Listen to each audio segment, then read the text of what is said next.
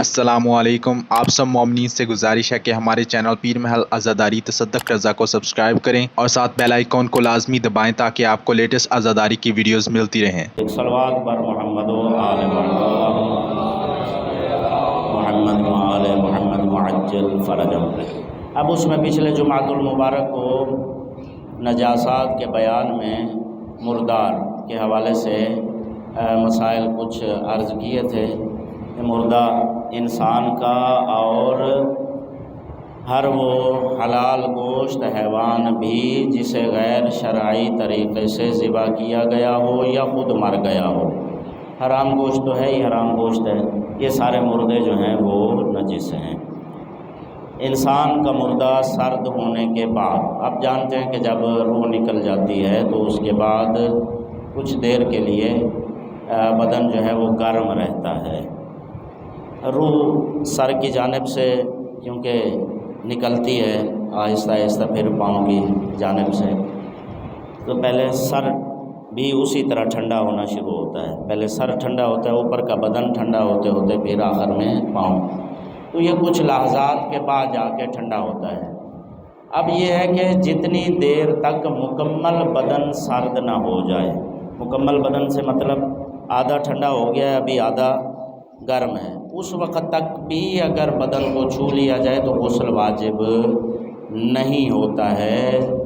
गुस्ल वाजिब उस वक़्त होगा जब पूरा बदन सर्द हो जाए, पूरा ठंडा हो जाए। अब चाहे ठंडी तरफ हाथ लगाया है लेकिन पाँव मसलन गर्म है, हाथ जो है वो सर्द बदन की जानिब लगा है, लेकिन गुस्ल फिर भी वाजिब नहीं होगा। गुस्ल उसी वक़्त वाजिब होगा जिस वक़्त पूरा बदन ठंडा हो जाएगा, सर्द हो जाएगा। इसके बाद अब ये भी पिछले जुम्मा गुजारिश कर दी थी बहरहाल के चाहे नजसुलैन है उसको भी हाथ लगाने से गुस्ल वाजिब नहीं होगा, बल्कि सिर्फ गस्ल करना है, यानी हाथ का धोना या जो उससे टच हुआ है उसी को पाक करना है। लेकिन ये इंसान है गुस्ल से पहले, जब गुस्ल मुकम्मल हो गए हैं, अलबत्ता तीनों गुस्ल, अभी अगर दो गुस्ल हुए हैं मुर्दे के, दो गुस्ल हुए हैं, तीसरा गुस्ल अभी रहता है, उस वक़्त भी अगर टच किया जाएगा तो गुस्ल वाजिब हो जाएगा।